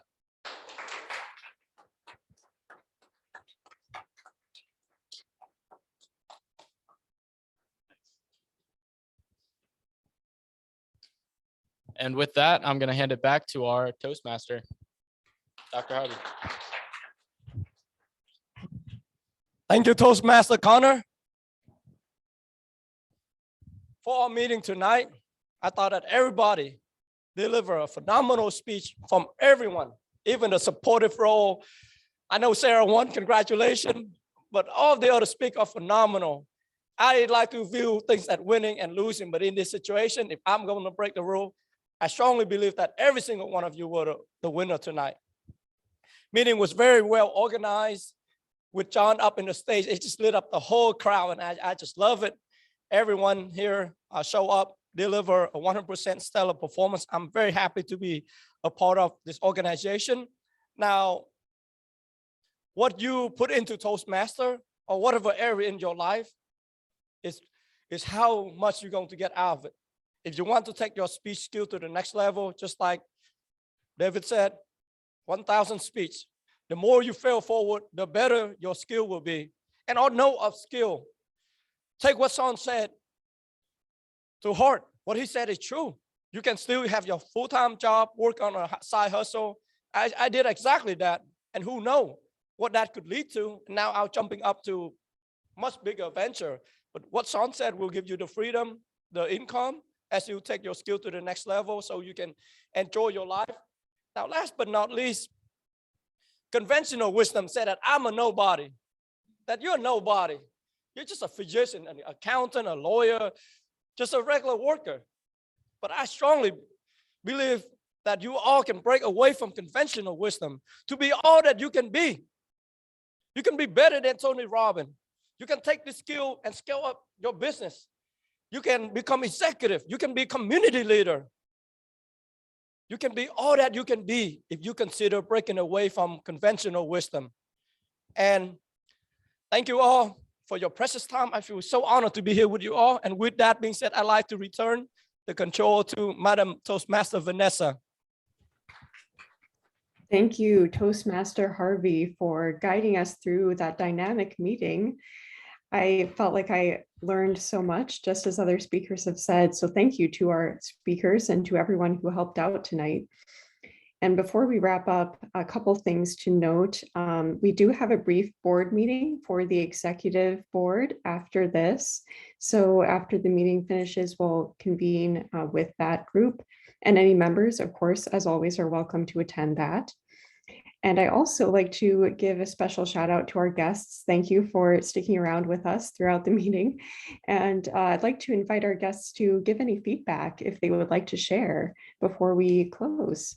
I think we still have a couple guests on Zoom with us. Either of you would like to share? Yes. Yeah, I just want to say that everybody was very, very professional, able to speak up very clearly, and to have the courage to even stand up and give a presentation that the way that everyone has done. So I just want to say it was amazing to be here and amazing to see all that in action. Wonderful. Well, thank you, Denise, for joining us. And it's definitely a team effort. We all help each other improve, as one of our speakers said tonight. So thank you for being part of our group. And I think Caitlin might be on mute, but I will say again, thank you to our guests and everyone who participated. And do we have any announcements from club officers? I'm thinking, I know we have dues payments coming up, so I want to make sure I allow time for that too. I just want to mention real quick, especially the newer members and even South Park members, on your phone, you have the GroupMe app, and that's where we all talk and communicate. And so if you could download it, and as a board, we're going to talk who's responsible for that tonight, but it's called GroupMe. It's an app that you should put on your phone. And then also sign up for the roles in advance. Have you been able to get into the system, Joe? Okay, well, I'll reach out to you tonight and do it. And then finally, as the club grows, there are more roles we can put in. So don't be, if you see that something's filled up, we can add roles, because I'm a member of another big club and they just keep adding roles. So there's plenty of room, but we are planning out to go obviously more than an hour as the club grows. And I'll hand it over to our treasurer. Just a quick plug for paying dues. So I sent out an email to our Queen City Toastmasters membership. It also went out to South Park, but you can all ignore that if you're on Zoom as well. But the rest of you can't, and you should be paying promptly. May 15th is when I would like everyone to make sure to get their dues in by, because that gives me a couple weeks to then get it into Queen City Toastmasters International. So if you have any questions or concerns, shoot me a note. Happy to help. Thank you.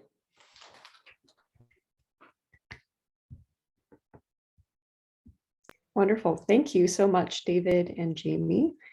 And with that, I think I will go ahead and adjourn the meeting. And thanks again, everyone, and have a great evening. We'll see you next Tuesday.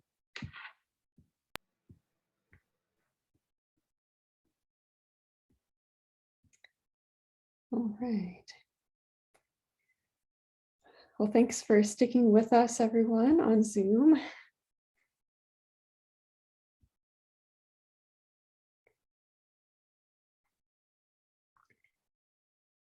Denise, remind me, is this your, oh, never mind. Hey, Elvis. Hey. All right, I guess it's just the two of us on Zoom, and then the other board members are, I think, in person. So I guess we'll give them a few minutes to kind of clean things up. I might actually go get a drink of water while we're waiting. But I will see you Good back idea. here in a few minutes. Sure.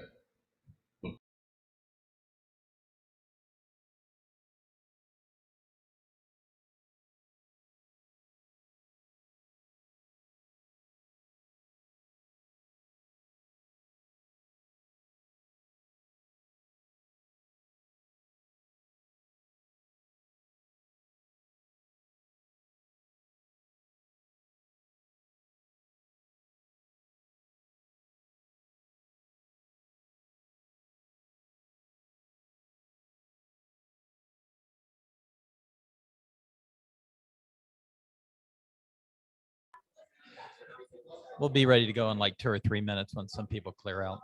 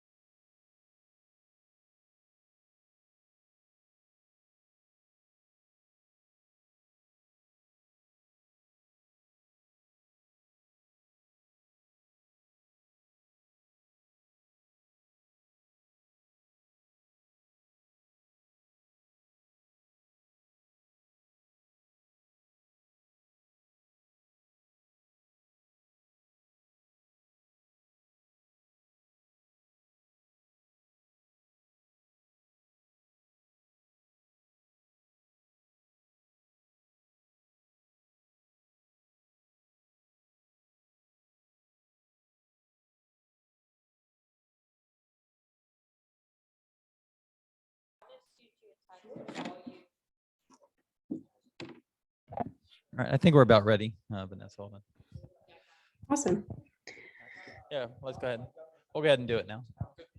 Connor and Lon had to leave early, so she couldn't stay, but I told her I'd catch her up.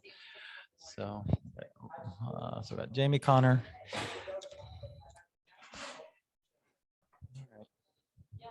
All right, Dr. Harp, you need that. You need it, yeah. You're joining. All right, good night. Thanks. All right, thank you, John. You did great. All right.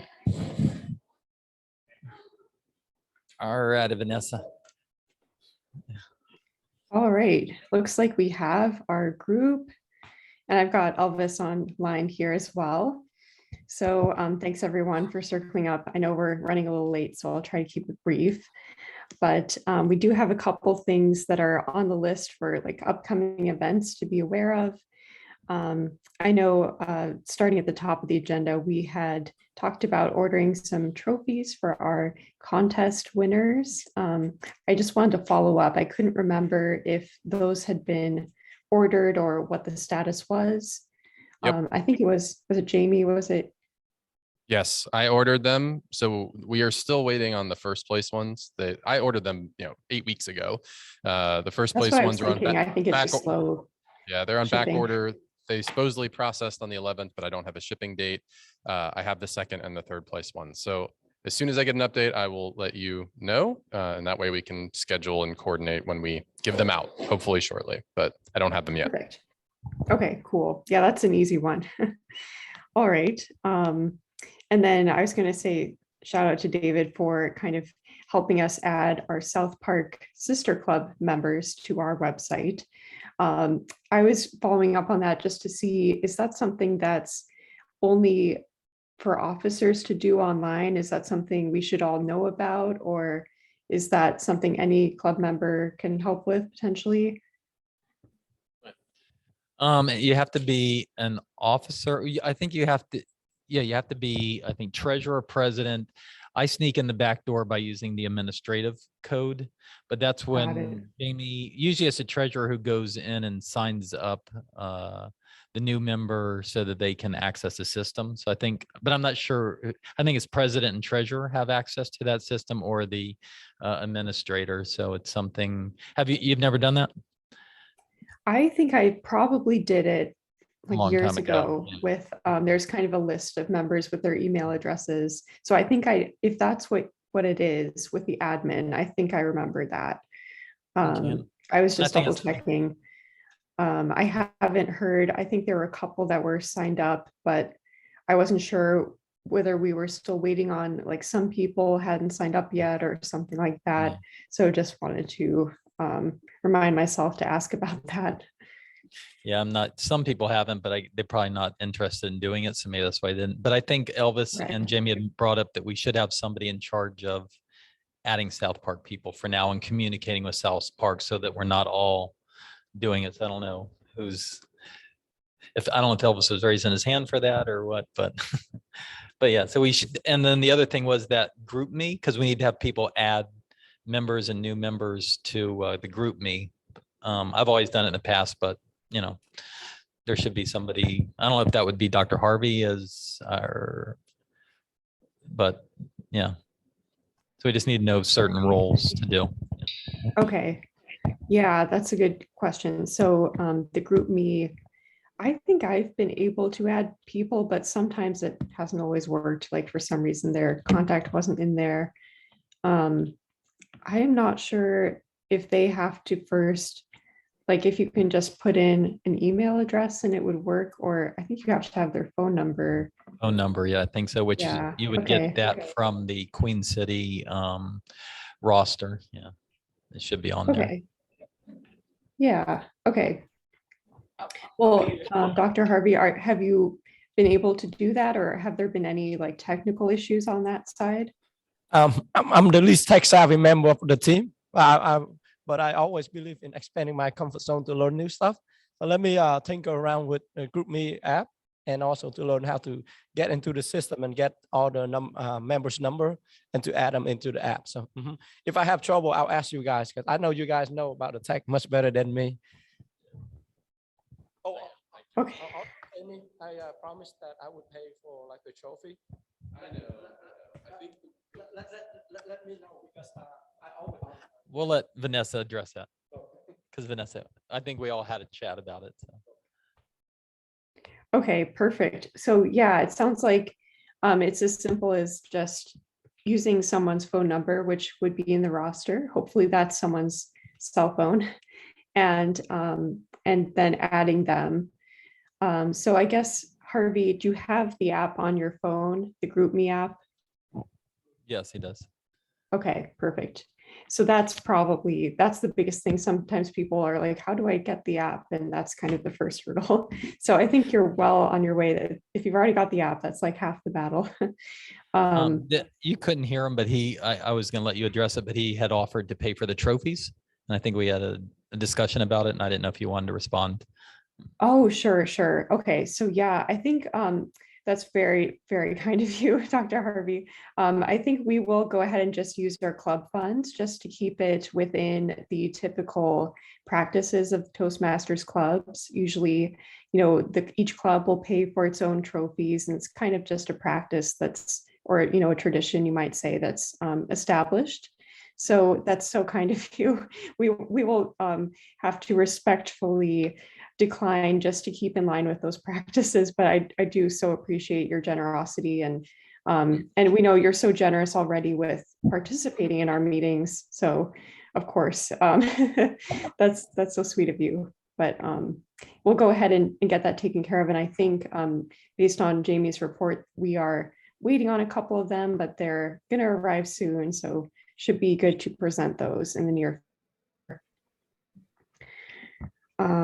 All right, so I guess, and Dr. Harvey, feel free, if you are having issues with GroupMe, just feel free to reach out to me either by email or, and I think you have my GroupMe already on there, so you can also direct message me through that as well. All right, and then, so the next item on my list was TLI training. So just making sure we have a reporting page on Club Central for Toastmasters.org. It looks like we have 2 officers trained in our distinguished report. Was that updated recently? Do we know, or do we have any? I was thinking we had more people trained, and that's why I was like, well, maybe it just didn't update, but maybe that's also out of date and I need to just double check it. Do you see what trainings do we have? Let's see. Let me double check. It may have already updated. I always forget that it's kind of like a live site. So I can double check that. We can come back to it. I was just trying to make sure we didn't need to follow up on any of that. But I think we're already well on our way to a really good rating with that Club Central system. So that's good news. Yeah, I think the last time I checked, we had at least for the first period, I think I saw that we completed at least the amount of trainings that were needed for us to qualify on that first period, but I might be wrong. Okay, perfect. Yeah, you're probably right. I probably was getting it mixed up with like the other requirements, which are speech related, not training. So, okay, I'm sorry, it sounds like we're good. No, we had technical difficulty. I was trying to go to the computer mic, but I messed it up. Anyways, also you got to check at the top, because sometimes when you run that report, you have an old date on it at the top, but we should have 6 out of 7 officers trained as of now. And I've done that before where it might default to last year's or a different date, but yeah, so we just need, I think Dr. Harvey, like I said, once he gets his pathways done, we're going to be presidential like overnight, because I think we need 2 level 1s completed and 1 level 2 complete, and then we'll be president. And I think he's got all of those speeches done, but we do have 6 out of 7 officers trained. Yeah. Oh, perfect. Okay, so I obviously was looking at like an old version. Okay, wonderful. That's awesome. Okay, let's see. I know I made a note about, I guess, two other things, club dues coming up and then open house.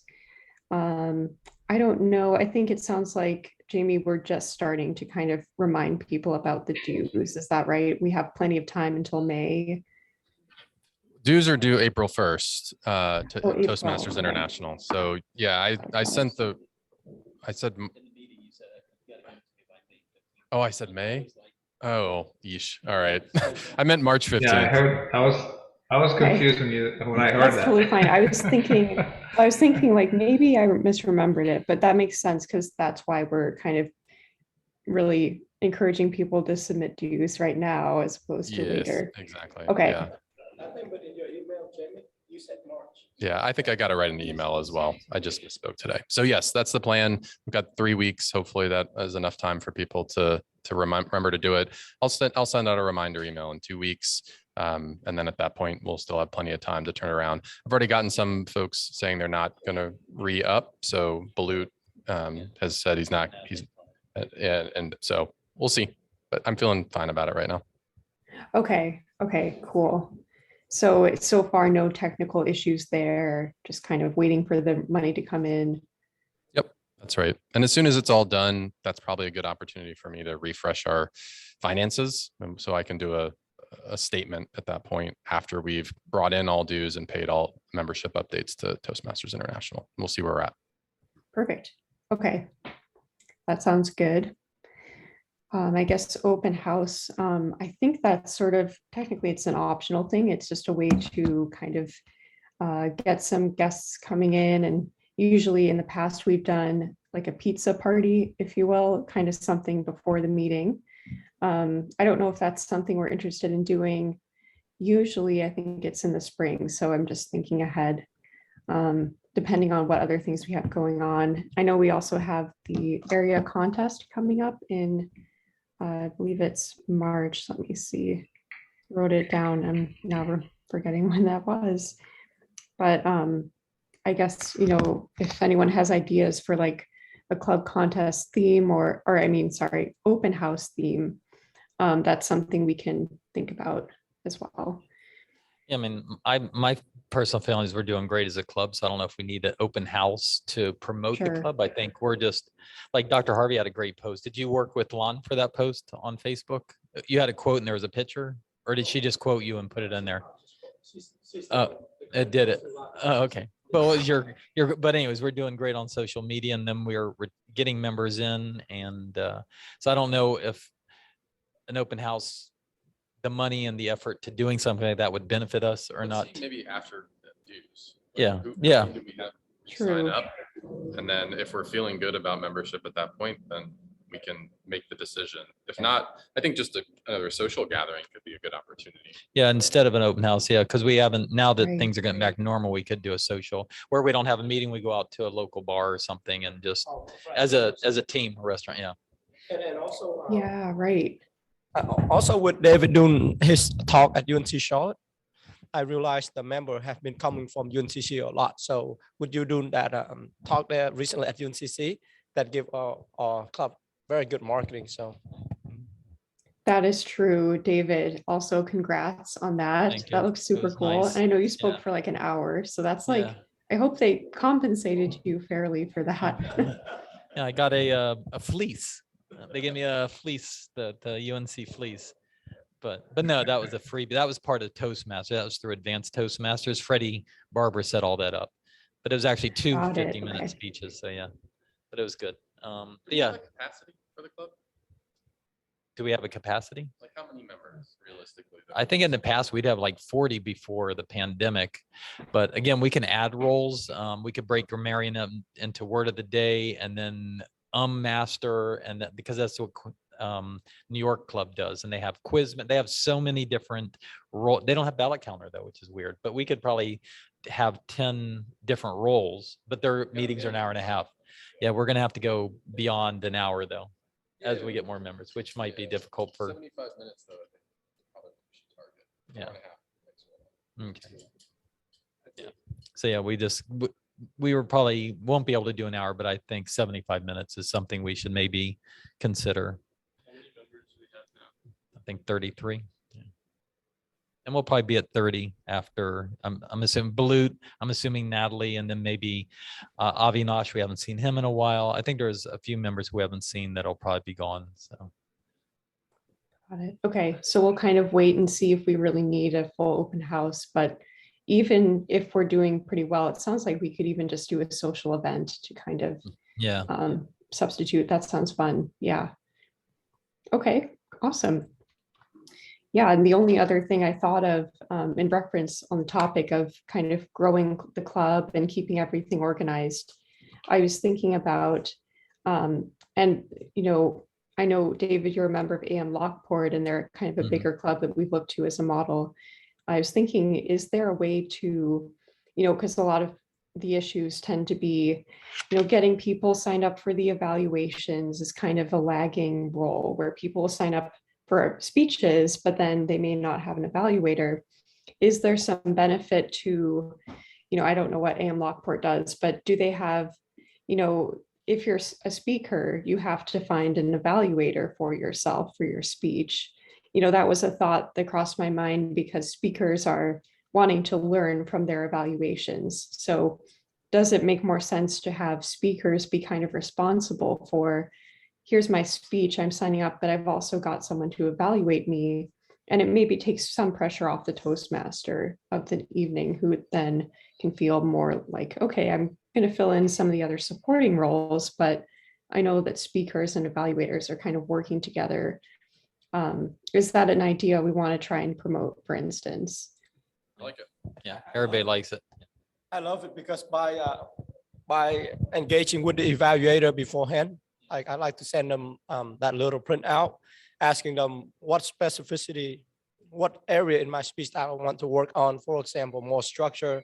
I worked with Afia last time, so maybe I can, or any member of us who do the speech can just engage the evaluator.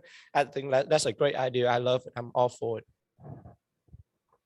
What AM Lockport does is the VP of membership actually, and they do it months in advance, but they will assign the roles. So you don't go in and sign. The VP of education does that. He decides, because they keep track of who's giving speeches, so it's fair. So they'll assign them weeks in advance. And then if you're signed up as speaker and you can't do it, then it's your responsibility to get somebody to fill that in. But all the roles are filled at AM Lockport weeks and weeks in advance. And you just kind of go, okay, I guess I'm going to do that. You know, it's, all right, let me do it. And that's how every week I look and I'm like, all right, this week I'm Toastmaster, this week I'm a speaker, and I kind of like it, but I don't know how it would work here. Somebody does it. Yeah. Yeah, because people might not show up here. That's the difference. I mean, they've all been members of club 15 years, you know, so. But I like your idea of, if you're going to give a speech, find who you want to speak to evaluate you, and then you start networking with them. So that's a good idea. I like that. Okay. All right. Yeah, I just wanted to get people's sort of general thoughts on that. I just want to say something about that. I think that's a great idea. I've thought about that before, but then looking at the other side of it, you might not, you know, it would kind of limit the other members to actually volunteer for those roles, because if you feel like you want, like I would shoot for whoever I think is the best evaluator, or someone who is going to give me a good evaluation, but then that actually limits some other new members or other people who actually are willing to or trying to give an evaluation to feel, in that case, like they're being Excluded. Yeah, excluded. Probably excluded. I would, and I was trying to find the right word. Discriminated, probably, and we need to be careful, because I would, if I had to choose, I would say, probably there will be like 2 or 3 people who will be evaluating everybody. Yeah, because everybody 'Cause want we know Jamie every who week. the best And Jamie evaluators can are. never.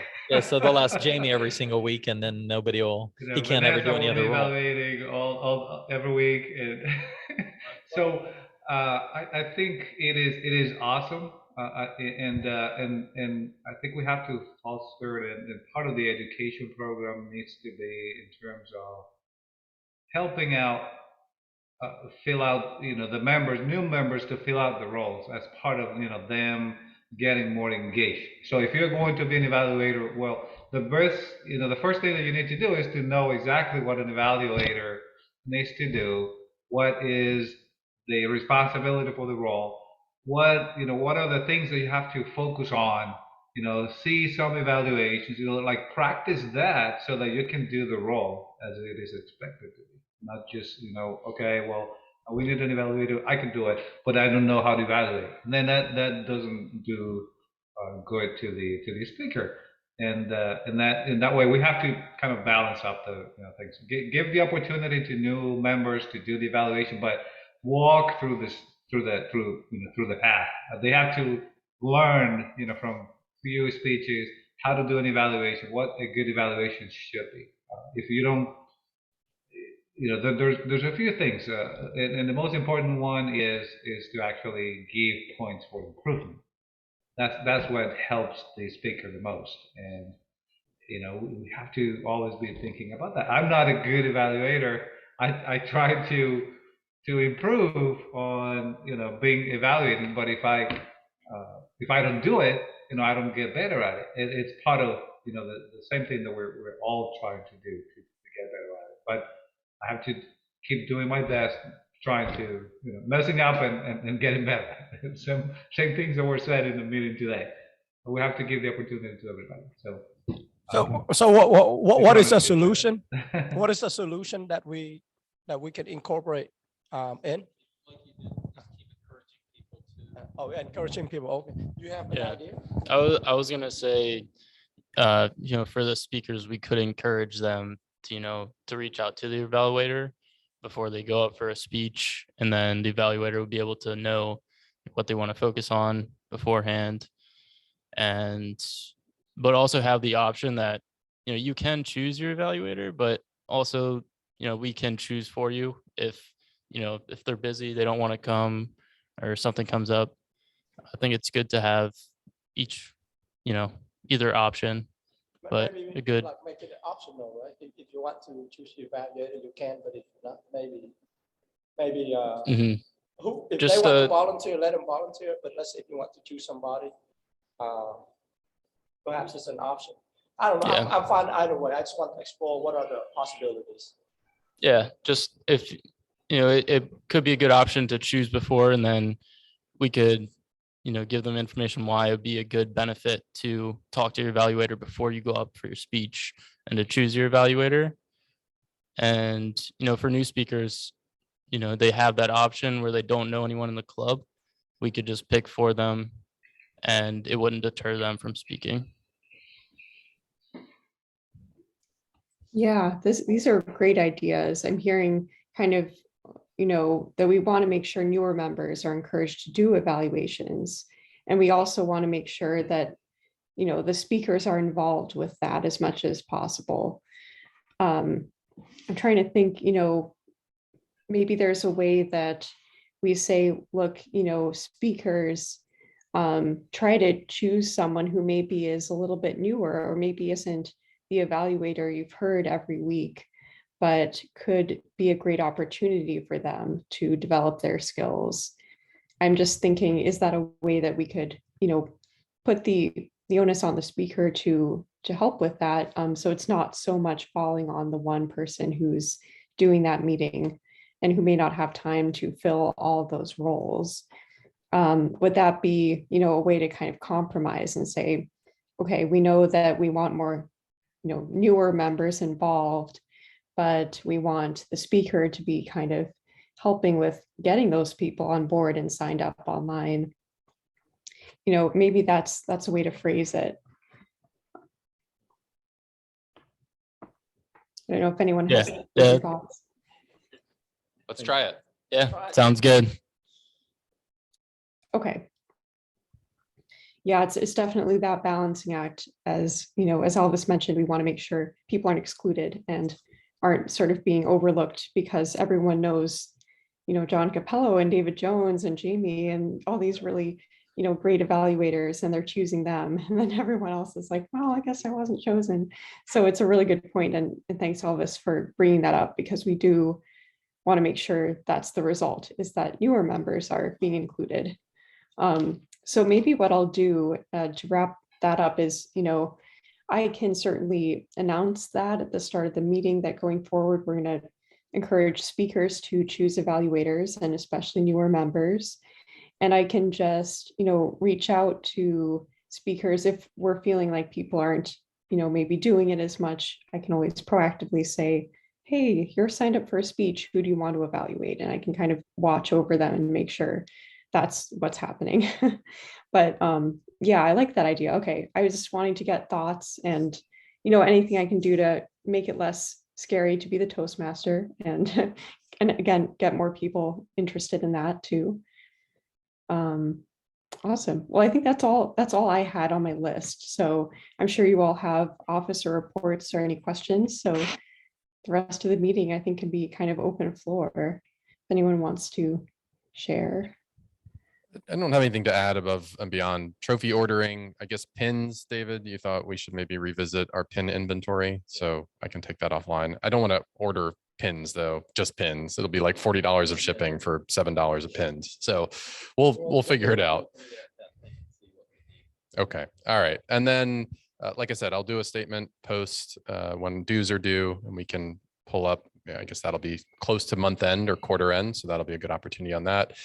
My only other thought was, we have, you know, a whole wealth of videos now that do we have like highlights? Do we have just like short like moments?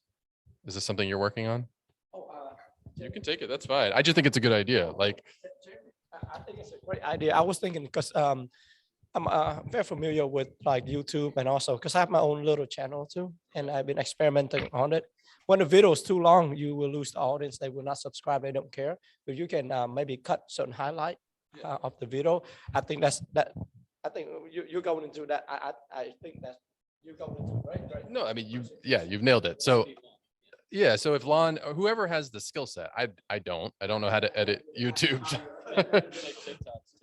Just short little clips. Yeah, exactly. Like John's speech, you know, his the miracle one, which is all about Toastmasters. I think is a great way to get people sort of motivated and engaged. The other idea I had is, we've now got 2 years worth of this stuff. Like, go find somebody who's willing to volunteer and show, here's my video from 1 month into my experience, and here's my video from 1 year into my experience, and have them side by side.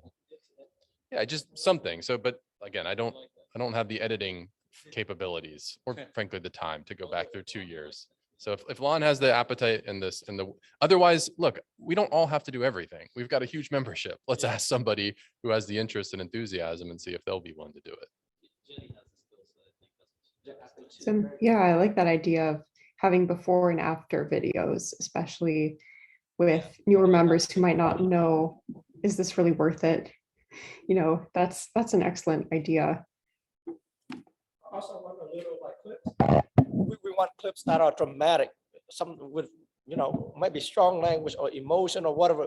They love to watch the drama based on what I saw on YouTube and Twitter. They love what they feed up on it. And if we can just cut it to like 5 minutes or less, or 7 minutes, or even less on even shorter clip. I can't do it. I don't have the skill. I would have hire my own like video editor. But if we can, it's just a great idea. I think it definitely explode on social media. That's all I had. Yeah. Awesome. I don't have anything. Anybody else? No. Oh, I do have one last thing. Sorry, guys. Vanessa, David, Jamie, and also Connor. I work with different team, a lot of big hitter company organization, and this Toastmaster family, I mean, it's just like no other.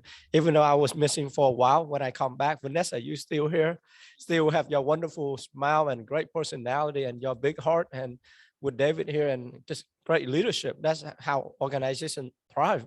I'm very honored to be a part of your big family. And we're glad you're here. Thank you. Harvey. We're glad you're part of our family. Oh, and thanks, Elvis, for orienting me to all of this stuff. You know, it's way beyond my brain. So thank you for helping me. You're very welcome. I was going to add that we need to continue working on the new membership, or with the new membership, in terms of getting them on board with Pathways. As soon as they we have new members, then we have to have a way to get them engaged. We give them the information, but also kind of get an introduction, an onboarding sort of package that we need to provide so that everybody gets at least the basic information so that they can continue. What I've seen, for the past few months, is that new members that have been added, they are they know the meeting because they came and know the dynamic, but then after that they don't know how to proceed in terms of updating Pathways, and nobody is updating. Even the members that have been for a longer period are not even updating Pathways, which means that we have to be chasing them all the time. And not to put anybody on the spot. We're all working on that, but I think it would be even more helpful if we had some kind of process in place that would help do the onboarding of the new members and help them get themselves into working with Pathway and knowing everything that is to do within the meeting, but also outside of the meetings when they have to update their Pathways specifically. Yeah, that's a great point, Elvis. We want to make sure people understand how to do it. Do to have later on the schedule set up a Pathways training meeting? Do we want to devote one of our Tuesday nights to Pathways and here's a Pathways 101? I know we have agendas on our website out to, I think it's March 8th. March 8th. But we could add a follow-up to maybe say, this can be a Pathways meeting if you want. Is that something? I think we've done stuff like that before. It's just been a while. Yeah, I think that would be helpful if we can set at least one of the speeches for one of the meetings. When if we have a space, probably we can use it for that. Okay. So it'd just be a 5 to 7 minute speech, not the whole meeting, because I wouldn't want to get up the whole meeting for training. But no. It would be one speech. Yeah. Okay, perfect. Okay, perfect. And Elvis, would you be comfortable doing a little speech on that? Is maybe that's something you could actually use for your Pathways too, as a speech. Right. I can prepare something and use it to Okay, introduction perfect. to new members. So, and I think how to add agendas too. So you could, pick a date that's convenient for you and then kind of out in the future, and then we can have that be part of our meeting so people are there to learn. That sounds great. Yeah. Okay. I like it. All right. All right. All right. Well, any other open floor comments, questions, anything else? No, just we got 1, 2, 3, the 5 of us need to 6 of us need to sign up for roles tonight. So when you get a chance, go online and sign up for roles. Vanessa and well, Jamie won't be here. Nice. Jamie will be in Disney. Orlando. Yeah. But yeah, that was just my thought. We can all sign up for roles tonight. So. All right. Bye. All right. Good night. Good night. All right. Thanks, everyone. Thanks, Vanessa. Thanks, Elvis. Bye. Have a good evening.